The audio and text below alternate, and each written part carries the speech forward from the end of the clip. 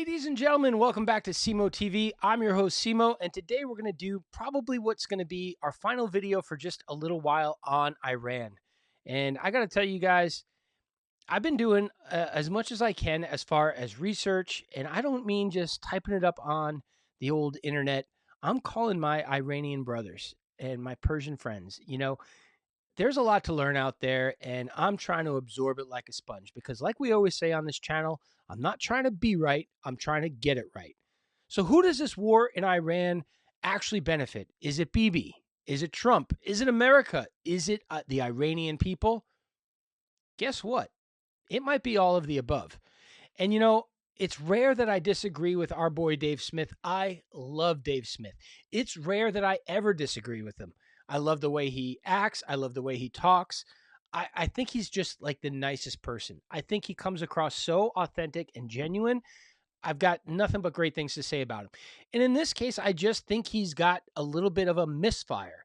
Not to say he's not complete. I don't think he's completely wrong. I just think that he's overshadowed by what his normal everyday talking points are, which is anti-Bibi, which I totally get. And not to say that Bibi's not twisted in his own right for his motivations for going into Iran, which are probably not good, but does that make it wrong in general? Actually, I don't think it does. And that's what I want to get into today, guys. So let's get right into this. Tehran.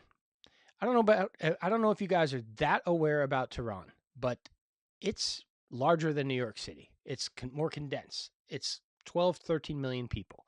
And it's very modern. It's a modern place. It's very much like regular folks. It's not like all Arab, crazy Persian, just what you think of like, burqas and the whole nine. It's modern. They got Apple stores. You know what I mean? Like it's chill. Nightlife, restaurants. It's normal, like American stuff, kinda. It really kind of is. And my friends from over there are the sweetest, nicest, most genuine, family oriented people. I love them to death. They are so wonderful. And I spent a lot of time talking with them over the last few days because I wanted to make this video and I wanted to get a little more perspective and a little more insight so I could bring it to you guys. And I'm watching some of these videos. I'm watching everybody kind of react. What's cool, I don't know if you noticed, but Tucker might have been watching my videos because he dropped a video very similar to what I've been saying that Trump is trying to maybe do a little babysitting of Bibi. And yeah, I mean, that's definitely a definite play. I think that if Trump wasn't there to intervene between Bibi and Iran, it could get a lot uglier. And I think that is still very much a possibility of what's happening. But the other thing we have to consider is something that I haven't heard anybody talk about. Maybe a little bit in that, if you go and watch that whole Piers Morgan interview, you might have heard a little bit of it. But what my Persian friends told me, especially about their family over there, was that, first of all, it's nearly impossible to get in touch with them. It's like the internet is on the fritz. They're calling them on WhatsApp. They're barely getting any service. They can barely get any communication going. It's freaking them out. I mean, it's a really stressful situation. This is like their family, and these are big families, and so they're scared. They are scared. And why are they scared? Well, I don't know if you guys remember, but Trump said, "Hey guys, hey Iranian people, we've got your back. Don't you worry. You go ahead and march in those streets. You protest that regime because we're coming. We got you." And then what happened? The regime came out and just gunned down like 38,000 protesters. 38,000 protesters. That's like a stadium of protesters. Literally taking them out. I mean, in hospitals, in schools, like people hiding, they came and they took them out. It was a bloodbath. And this is something that I think we've become a little bit desensitized to. And just because it's halfway or all the way around the world, it's like see no evil, hear no evil. No. This is bloodshed that is somewhat on our hands. Trump said, "We got you. Don't you worry." Now, look, the ships and the subs and the planes are all headed there, so the regime should be on high alert. But the people were expecting, the saviors, the American saviors to come. And so far, they haven't gotten them. And I think that really it requires our attention. You know, um, you've got Bibi, and Bibi does not have the Iranian people's interest at heart, as far as my opinion goes. It doesn't. It's never seemed like that's the case. In fact, most neocons, I don't think the Iranian people are. It's just a byproduct of whatever the master plan is for Iran. Again, I don't know if that's what you believe, but I've always kind of thought that. I mean, John McCain back in the day, bomb, bomb, bomb, bomb, bomb, Iran. That was their. That was how they looked at that place. And you know, and when you think about the global elite and you think about them talking like that, you're going to have a negative outlook on any of these people talking about Iran, me included, right? And so, and I do have more of a positive outlook on Trump than a negative outlook on Trump, and I'm holding tight there. I mean, I have to, like I've said in previous videos, because if Trump ain't the guy, we're all doomed. Okay, so maybe go back, look at some of my videos. It's all we can do is hope that Trump is a good guy, because if he's not, there are no good guys left. But the Iranian people are expecting some help and assistance. And there are millions of these people who are good, normal, regular people. And there's this little sect of crazy, this regime of extremists.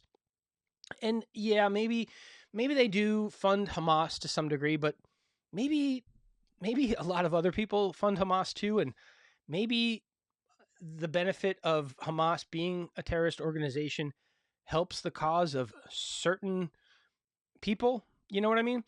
But not to say that Iran doesn't have, Hamas's back, but whatever it is that's going on in Iran as far as the regime, it's a quiet thing. It's not a well-known thing. And I'm not going to sit here and pretend to know. I don't even know if the Iranian people know exactly how deep the regime goes and what they're really up to. Now, as far as the nuclear proliferation, I think that's a lot of BS. I really do. Because forever, since 1992, Bibi has been saying they're this close to getting nukes. They're this close to getting nukes. By the way, Israel, you've got we know you have nukes. Why are you the only country on the planet that doesn't have to disclose that? I'm still baffled. Come on. We all need to be on a level playing field here. Why do you get special treatment? Why do you guys get special treatment in a lot of ways? I'm not cool with that. I'm just not. So let's drop the curtain here. At the end of the yellow brick road, we gotta who's behind the curtain here. Let's kind of we're gonna grow up in 2026, right? It's time. But again, just because Bibi wants it doesn't mean it's a bad thing. And that's where I've grown in the last 48 hours, honestly, because I think just because Bibi wants it doesn't mean it's a bad thing. And that's where I've realized my mistake after talking to my Iranian friends, and they are big supporters of Trump and they are big supporters of Trump intervening. And I was frankly pretty surprised to hear that. And so I want to relay that to you guys, and they were pretty pissed that there's not action yet. And maybe by the time you guys are watching this, there will have been action. But the other thing is geographically, Tehran is embedded deep. It's close to the Caspian Sea, but there's nowhere to get to the Caspian Sea from any other waterway. Unless they've dug something I don't know about. You've got the Gulf of Oman, I believe it is. You can get to Iran that way, but Tehran is deep. Probably thousands of miles in from the Gulf. So getting a military in there, getting to these extremists, the Ayatollah, I don't know if that's what you call the leader there, but I don't know exactly how Trump and the military plan on executing this plan, if there is one. But as we've seen in Venezuela and Maduro, they're very capable of some precision work. In fact, we saw the precision work back in June of last year in Iran, where precision was the key. And Trump touted a successful uh, nuclear, the destruction of the nuclear proliferation, of where Iran, lost any acceleration they had at that, and I believe that they really did accomplish a setback from Iran in that cause. Now, just because they did doesn't mean there's not still a threat to the Iranian people. But just because there's a threat to the Iranian people doesn't mean there's necessarily a threat to Israel or to the region. Um, and so, therefore, I think there's kind of a more global strategy there.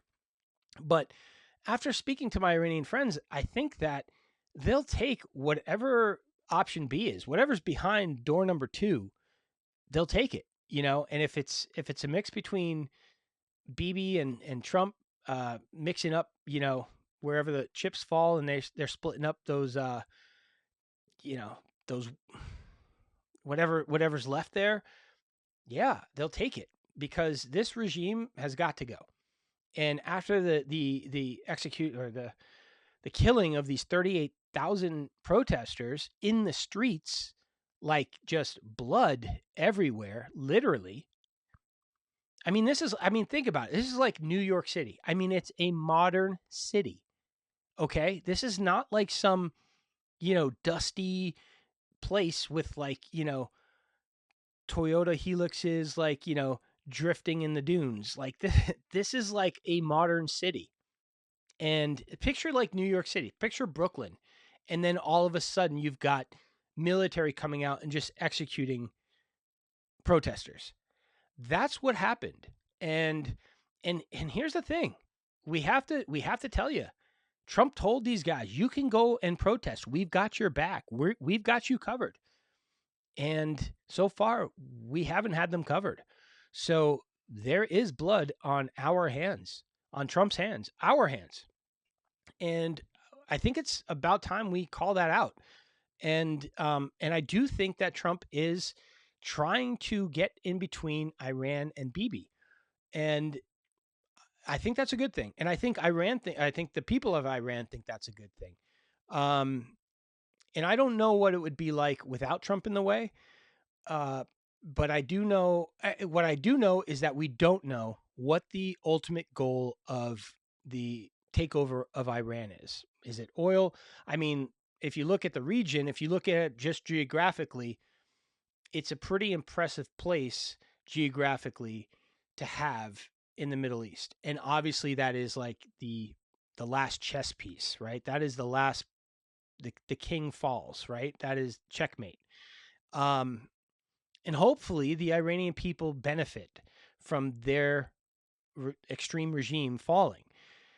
Um, and I know from at least from the people I've talked to that are from Tehran, that that's what they want, and that's what they need right now. Um, so take it for what it is. I think that that's what we need. That's what we need Trump to do. Hopefully, it's in a precise way. Hopefully, it is. I don't know if it's boots on the ground because, like I said, it's far inland. It's not just I don't know. I don't know what our capabilities are as an army that we can handle that.